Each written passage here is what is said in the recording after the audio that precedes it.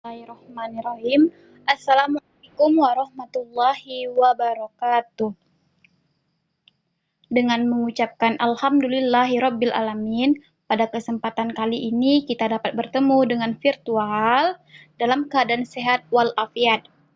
Yang terhormat Bapak Dr. Diki Hartanto, SPIMM, dan rekan-rekan yang telah berkesempatan hadir pada saat ini. Sebelumnya, izinkan saya terlebih dahulu memperkenalkan diri. Nama saya Rike Febriansa, saya dari kelas 4A, konsentrasi akuntansi, program studi Pendidikan Ekonomi, Fakultas Tarbiyah dan Keguruan, Universitas Islam Negeri Sultan Syarif Kasim Riau, dengan NIM 11910620099. Di sini saya akan mempresentasikan proposal saya dengan judul Penyesuaian diri dalam mata pelajaran lintas minat ekonomi siswa kelas 11 jurusan IPA di Madrasah Aliyah Negeri 1 Indragiri Hulu. Di sini saya akan membahas 3 pembahasan. Yang pertama yaitu bab 1 pendahuluan, yang kedua bab 2 kajian teori, dan yang ketiga bab 3 metode penelitian. Bab 1 pendahuluan terdiri dari latar belakang, penegasan istilah, rumusan masalah, tujuan dan manfaat. Langsung saja kita masuki ke latar belakang. Pendidikan yang baik merupakan salah satu indikator sebuah bangsa dikatakan maju. Setiap bangsa memiliki orientasi dan tujuan yang relatif berbeda. Fungsi dan tujuan pendidikan tersebut menunjukkan karakter pribadi peserta didik yang diharapkan terbentuk melalui pendidikan. Hal ini sejalan dengan kurikulum 2013 yang memfokuskan pada pembentukan kompetensi dan karakter peserta didik, berupa panduan pengetahuan, keterampilan, dan sikap yang dapat didemonstrasikan peserta didik sebagai wujud pemahaman terhadap konsep yang dipelajarinya secara konstekstual. Untuk meningkatkan kualitas pendidikan yang baik, diadakanlah pengembangan kurikulum. Kementerian Pendidikan dan Kebudayaan telah melakukan perkembangan kurikulum menjadi kurikulum 2013 untuk meningkatkan mutu pendidikan di Indonesia. Undang-Undang Nomor 20 Tahun 2003 tentang Sistem Pendidikan Nasional Pasal 36 Ayat 1. Kurikulum yang terus berganti mengharuskan peserta didik mampu untuk menyesuaikan dirinya, khususnya di mata pelajaran lintas minat. Penyesuaian diri juga merupakan salah satu persyaratan penting bagi terciptanya kesehatan jiwa dan mental individu. Implementasi kurikulum 2013 dapat menimbulkan masalah bagi peserta didik yang tidak mampu memantapkan minat belajar secara tepat. Pendidikan akan terus melakukan perubahan untuk kemajuan yang lebih baik, tetapi akan berdampak pada peserta didik yang tidak dapat menyesuaikan dirinya dengan baik. Madrasah Aliyah Negeri 1 Indragiri Hulu merupakan salah satu madrasah aliyah negeri di Indragiri Hulu yang sudah menerapkan kurikulum 2013.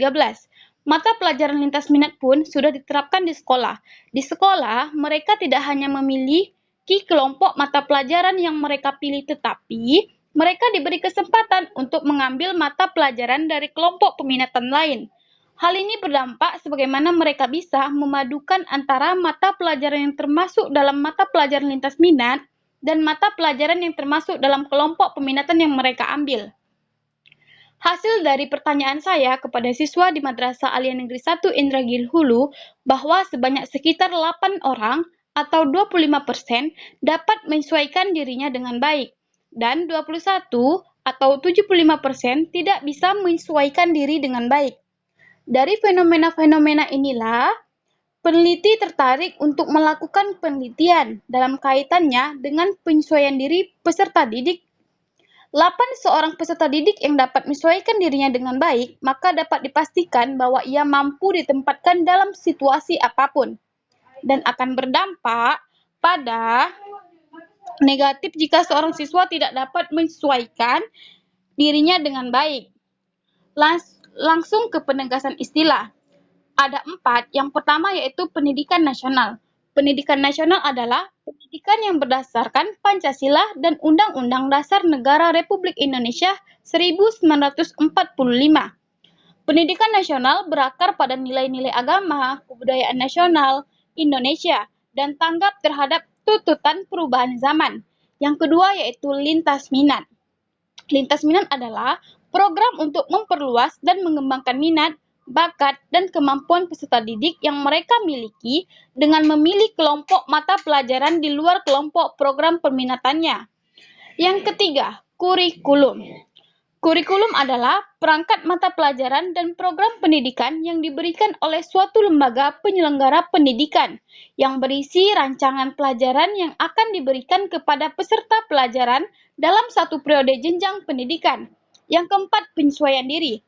Penyesuaian diri adalah interaksi yang berlangsung secara terus-menerus dengan diri kita sendiri, dengan orang lain, dan dengan lingkungan kita. Demikian juga dengan orang lain dan sekitar kita. Kita dipengaruhi oleh orang lain dan lingkungannya. Sebaliknya, orang lain dan lingkungan juga dipengaruhi oleh kita. Selanjutnya yaitu rumusan masalah. Rumusan masalah yang dapat diambil adalah bagaimana penyesuaian diri dalam mata pelajaran lintas minat siswa kelas 11 jurusan IPA di Madrasah Aliyah Negeri 1 Indragiri Hulu. Selanjutnya yaitu tujuan dan manfaat. Tujuan dalam penelitian ini adalah untuk mengetahui penyesuaian diri di dalam mata pelajaran lintas minat siswa kelas 11 jurusan IPA di Madrasah Aliyah Negeri 1 Indragiri Hulu. Manfaat. Manfaat terdiri dari dua, yaitu yang pertama manfaat teoritis. Manfaatnya untuk memberikan sumbangan yang positif pada pengetahuan berkaitan dengan penyesuaian diri dalam mata pelajaran lintas minat. Yang kedua yaitu manfaat praktis, yang terdiri dari dua, yaitu yang pertama bagi siswa. Dengan adanya penelitian ini, siswa dapat memantapkan minat belajar secara tepat dan menentukan minat melakukan pilihan studi lanjutan dengan tepat sehingga dapat mengembangkan potensi yang dimilikinya. Yang kedua yaitu bagi sekolah, dapat memberikan informasi berupa penyesuaian diri siswa dalam mata pelajaran lintas minat. Kita masuk ke bab 2 kajian teori. Di dalam bab 2 kajian teori ini terdiri dari kerangka teoritis, penelitian relevan, dan fokus penelitian. Di dalam kerangka teoritis terdapat dua, yaitu penyesuaian diri dan yang kedua lintas minat. Kerangka teoritis. Pertama, penyesuaian diri. A. Teori penyesuaian diri. Yang pertama yaitu teori Carl Rogers tentang self. Teori SWOT menunjukkan usaha yang sungguh-sungguh untuk menyelidiki gejala-gejala dan membuat konsepsi dari hasil penyelidikan mengenai tingkah laku.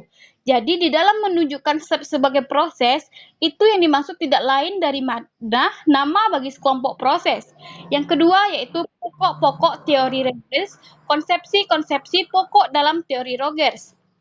Ketiga, SWOT mengandung 4 aspek, yaitu yang pertama, orang mengamati dirinya sendiri. Yang kedua, bagaimana orang berpikir tentang dirinya sendiri. Yang ketiga, bagaimana orang menilai dirinya sendiri. Yang keempat, bagaimana orang berusaha dengan berbagai cara untuk menyempurnakan dan mempertahankan diri. B. Definisi penyesuaian diri. Penyesuaian diri adalah suatu konstruk psikologis yang luas dan kompleks, serta melibatkan semua reaksi individu terhadap tuntunan baik dari lingkungan luar maupun dari dalam diri individu itu sendiri. Penyesuaian diri menurut Snedders dapat ditinjau dari 3 sudut pandang, yaitu yang pertama, penyesuaian diri sebagai adaptasi. Yang kedua, penyesuaian diri sebagai bentuk konformitas. Yang ketiga, penyesuaian diri sebagai usaha penguasaan. Respon penyesuaian, baik atau buruk, secara sederhana dapat dipandang sebagai suatu individu untuk mereduksi atau menjauhi ketegangan dan untuk memelihara kondisi-kondisi keseimbangan yang lebih wajar.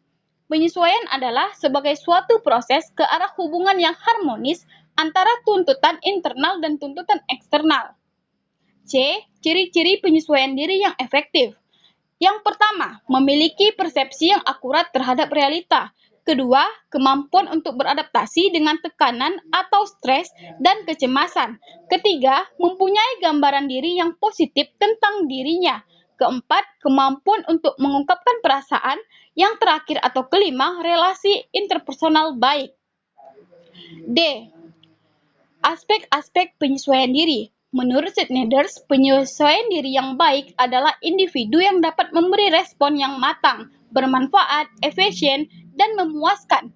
Penyesuaian diri yang baik dapat dilihat dari beberapa aspek, yaitu yang pertama, mampu mengontrol emosionalitas yang berlebihan. Kedua, mampu mengatasi mekanisme psikologis.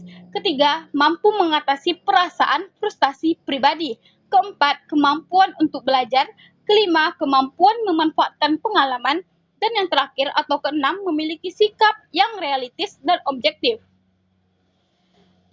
Faktor-faktor yang mempengaruhi penyesuaian diri. Menurut Snedders, faktor-faktor yang mempengaruhi penyesuaian diri adalah yang pertama, kondisi fisik, yang kedua, kepribadian, ketiga, edukasi atau pendidikan, keempat, lingkungan, kelima, agama dan budaya.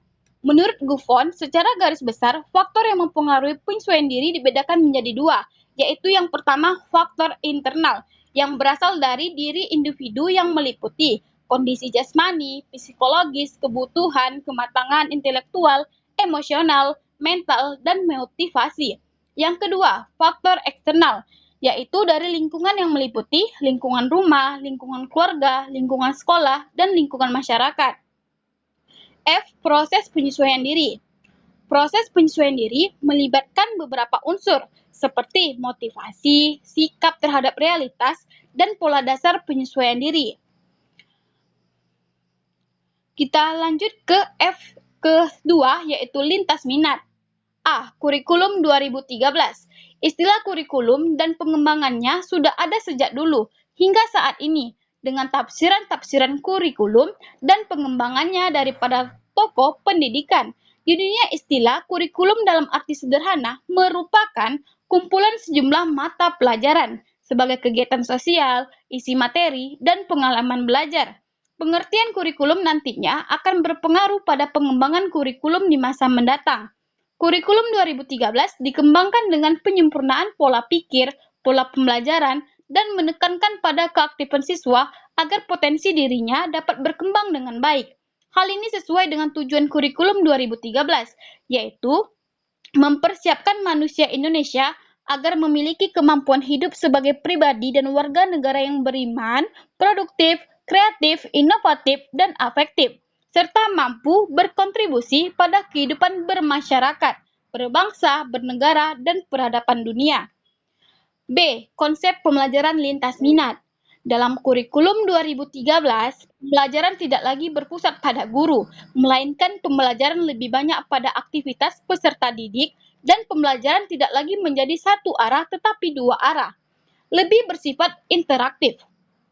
Kurikulum 2013 menuntut pada kegiatan peserta didik yang lebih cenderung untuk mencari tahu tentang prinsip dan konsep ilmu pengetahuan tersebut, bukan menunggu diberikan oleh guru. Pembelajaran yang diterapkan kurikulum 2013 ini mengharapkan peserta didik untuk aktif dan proses pembelajaran juga guru sebagai fasilitator dalam pembelajaran dapat merancang pembelajaran agar siswa mampu menyelesaikan permasalahan-permasalahan yang konseptual dan nyata. Pengertian program peminatan. Dalam lampiran Peraturan Menteri Pendidikan dan Kebudayaan Republik Indonesia Nomor 64 Tahun 2014 Pasal 1, peminatan adalah program kurikuler yang disediakan untuk mengakomodasi pilihan minat, bakat, atau kemampuan peserta didik dengan orientasi, pemusatan, perluasan, atau pendalaman mata pelajaran dan penguatan kejuruan. Indikator kesesuaian program peminatan. Disebutkan pada lampiran Peraturan Menteri Pendidikan dan Kebudayaan Republik Indonesia Nomor 64 Tahun 2014 Pasal 4 Ayat 1 bahwa pemilihan kelompok peminatan dilakukan sejak peserta didik mendaftar ke SMA atau MA sesuai dengan minat, bakat, atau kemampuan akademik peserta didik. Berdasarkan aturan tersebut, bahwa dalam menempatkan individu pada program peminatan harus benar-benar disesuaikan pada 3 hal pokok yang disebutkan dalam lampiran Permendikbud, yaitu yang pertama, minat, kedua, bakat, ketiga, kemampuan akademik. Tujuan program peminatan. Berdasarkan lampiran Permendikbud Republik Indonesia Nomor 64 Tahun 2014 Pasal 2 Ayat 1 dan 2 menyebutkan tujuan dari program peminatan, yaitu yang pertama, peminatan pada SMA atau MA memiliki tujuan untuk memberikan kesempatan kepada peserta didik mengembangkan kompetensi sikap, kompetensi pengetahuan, dan kompetensi keterampilan peserta didik sesuai dengan minat, bakat, atau keterampilan akademik dalam sekelompok mata pelajaran keilmuan. Kedua, yaitu peminatan pada SMK atau MAK. Memiliki tujuan untuk memberikan kesempatan kepada peserta didik mengembangkan kompetensi sikap, kompetensi pengetahuan, dan kompetensi keterampilan peserta didik sesuai dengan minat, bakat, atau kemampuan dalam bidang kejuruan, program kejuruan, dan paket kejuruan. F. Bidang program peminatan. Ada 4. Yang pertama, peminatan pada SMA atau MA. Terdiri atas 1. Peminatan matematika dan ilmu pengetahuan. 2. Peminatan ilmu pengetahuan sosial. Ketiga, peminatan bahasa dan budaya. Keempat, peminatan keagamaan. Lalu yang kedua, yaitu peminatan matematika dan ilmu pengetahuan alam sebagaimana dimaksud pada ayat 1, huruf B berisi mata pelajaran. 1 matematika, 2 biologi, 3 fisika, dan 4 kimia. Lanjut yang ketiga, yaitu peminatan ilmu pengetahuan sosial sebagaimana dimaksud pada ayat 1 huruf B berisi mata pelajaran 1 geografi, 2 sejarah, 3 sosiologi, dan 4 ekonomi. Dan yang terakhir, yang keempat, yaitu peminatan bahasa dan budaya sebagaimana dimaksud pada ayat 1 huruf C berisi mata pelajaran 1 bahasa dan sastra Indonesia, kedua bahasa dan sastra Inggris, ketiga bahasa dan sastra asing, dan yang keempat yaitu antropologi. G. Lintas minat ekonomi jurusan IPA. Di dalam melaksanakan pembelajaran lintas minat, mata pelajaran ekonomi ada hal-hal yang membuat siswa sulit untuk mengimplementasikan. Salah satunya dikarenakan siswa di jurusan IPA sulit untuk memahami dan menyesuaikan dirinya terhadap pelajaran lintas minat ekonomi. Cara yang dilakukan oleh guru dalam mengatasi kesulitan belajar siswa mata pelajaran ekonomi menggunakan beberapa cara, misalnya dengan menyikapkan langkah-langkah pembelajaran, skenario pembelajaran, strategi, dan metode pembelajaran yang akan digunakan dalam proses pembelajaran untuk mencapai standar kompetensi yang diinginkan. Guru tidak hanya berpatok pada suatu metode saja, melainkan guru juga melakukan fleksi dari langkah-langkah pembelajaran yang digunakan agar proses belajar mengajar dapat berjalan sesuai dengan apa yang diinginkan. Penelitian relevan. Penelitian yang relevan digunakan sebagai bahan perbandingan dalam menghindari kegiatan duplikasi atau manipulasi terhadap suatu karya ilmiah dan menguatkan penelitian yang peneliti lakukan benar-benar belum dilakukan oleh orang lain. Yang pertama, atas nama Puji Nanda Swaninda pada tahun 2019, melakukan penelitian dengan judul Pengaruh Pembelajaran Lintas Minat Ekonomi Terhadap Hasil Belajar. Studi kasus pada siswa kelas 11 MIPA di SMA Pasundan 1 Bandung tahun ajaran 2019-2020. Yang kedua, atas nama Fakro Khairunisa pada tahun 2016. Melakukan penelitian dengan judul Analisis Motivasi dan Minat Belajar Siswa kelas 11 Lintas Minat pada Mata Pelajaran Ekonomi di SMA Negeri 1 Lawang, Kabupaten Malang. Ketiga, atas nama Ganis Syifa Julhijjah pada tahun 2019, melakukan penelitian dengan judul Pengaruh Pembelajaran Lintas Minat Ekonomi terhadap Prestasi Belajar Ekonomi Siswa kelas 11 MIA di SMA Negeri 29 Jakarta. Fokus penelitian. Fokus penelitian dalam penelitian kualitatif ini adalah penyesuaian diri dalam mata pelajaran lintas minat ekonomi kelas 11 jurusan IPA di Madrasah Aliyah Negeri 1 Indragiri Hulu.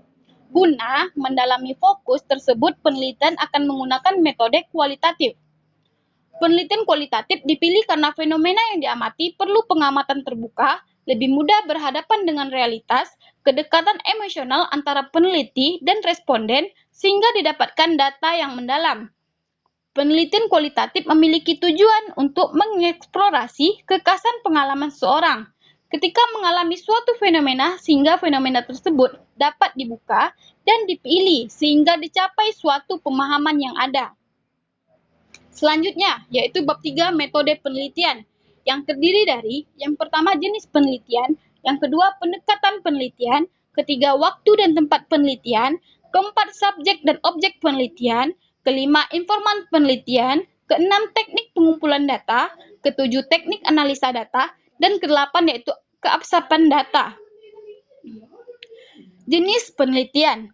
Jenis penelitian ini adalah penelitian kualitatif deskriptif, yaitu data yang dikumpulkan berbentuk kata-kata, gambar, bukan angka-angka. Sementara itu, penelitian deskriptif adalah suatu bentuk penelitian yang ditujukan untuk mendeskripsikan atau menggambarkan fenomena-fenomena yang ada, baik fenomena alamiah maupun rekayasa manusia. Adapun tujuan dari penelitian deskriptif adalah untuk membuat pencandaan secara sistematis, faktual, dan akurat mengenai fakta dan sifat populasi atau daerah tertentu. Penelitian ini digunakan untuk mengetahui bagaimana penyesuaian diri dalam mata pelajaran lintas minat ekonomi kelas 11 jurusan IPA di Madrasah Aliyah Negeri 1 Indragiri Hulu. Pendekatan penelitian. Ditinjau dari jenis datanya, pendekatan penelitian yang digunakan dalam penelitian ini adalah pendekatan kualitatif. Adapun yang dimaksud dengan penelitian kualitatif yaitu penelitian yang bermaksud untuk memahami fenomena tentang apa yang dialami oleh subjek peneliti secara holistik dan dengan cara deskripsi dalam bentuk kata-kata dan bahasa. Pada suatu konteks khusus yang alamiah dan dengan memanfaatkan berbagai metode ilmiah. Adapun jenis pendekatan penelitian ini adalah deskriptif. Penelitian deskriptif yaitu penelitian yang berusaha untuk menuturkan pemecahan masalah yang ada sekarang. Waktu dan tempat penelitian. Penelitian tentang penyesuaian diri dari dalam mata pelajaran lintas minat ekonomi ini dilaksanakan di Madrasah Aliyah Negeri 1 Indragiri Hulu. Waktunya adalah tahun 2021. Subjek dan objek penelitian. Subjek dalam penelitian ini adalah siswa kelas 11 jurusan IPA yang berjumlah 29 orang dan guru ekonomi 1 orang di Madrasah Aliyah Negeri 1 Indragiri Hulu, Kecamatan Rengat Barat. Sedangkan yang menjadi objek peneliti ini adalah penyesuaian diri dalam mata pelajaran lintas minat ekonomi kelas 11 jurusan IPA di Madrasah Aliyah Negeri 1 Indragiri Hulu. Informan penelitian. Informan adalah orang yang dimanfaatkan untuk memberikan informasi tentang situasi dan kondisi latar penelitian. Yang pertama, informan utama. Informasi penelitian diperoleh dari siswa kelas 11 jurusan IPA di Madrasah Aliyah Negeri 1 Indragiri Hulu. Yang kedua, informan pelengkap. Informasi penelitian diperoleh guru ekonomi di Madrasah Aliyah Negeri 1 Indragiri Hulu. Teknik pengumpulan data.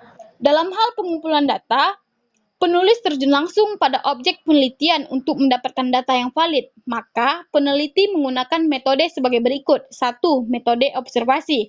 Observasi langsung ini dilakukan peneliti untuk mengoptimalkan data mengenai pelaksana pelajaran lintas minat ekonomi, interaksi guru dan siswa dalam kegiatan belajar mengajar, keadaan sarana dan prasarana yang dapat menunjang kegiatan belajar mengajar, serta keadaan siswa guru di Madrasah Aliyah Negeri 1 Indragiri Hulu. Yang kedua, metode wawancara atau interview. Metode wawancara peneliti digunakan untuk menggali data terkait penyesuaian diri dalam mata pelajaran lintas minat ekonomi kelas 11 jurusan IPA di Madrasah Aliyah Negeri 1 Indragiri Hulu. Yang ketiga yaitu metode dokumentasi. Teknik analisa data. Analisa data yang digunakan adalah metode deskriptif analitik, yaitu mendeskripsikan data yang dikumpulkan berupa kata-kata, gambar, dan bukan angka. Data yang berasal dari naskah, wawancara, catatan lapangan, dokumen, dan sebagainya kemudian dideskripsikan sehingga dapat memberikan kejelasan terhadap kenyataan atau realitas. Analisis data dalam penelitian kualitatif dilakukan sejak sebelum memasuki lapangan, selama di lapangan, dan setelah selesai di lapangan. Keabsahan data. Keabsahan data dalam penelitian ini ditentukan dengan menggunakan kriteria kredibilitas. Untuk mendapatkan data yang relevan, maka peneliti melakukan pengecekan keabsahan data hasil penelitian dengan cara yang pertama perpanjang pengamatan, yang kedua ketekunan pengamatan, dan yang ketiga yaitu triangulasi. Baiklah rekan-rekan, cukup sekian presentasi dari saya. Terima kasih dan saya ucapkan mohon maaf apabila ada kesalahan. Saya akhiri dengan wabillahi taufiq wal hidayah. Wassalamualaikum warahmatullahi wabarakatuh.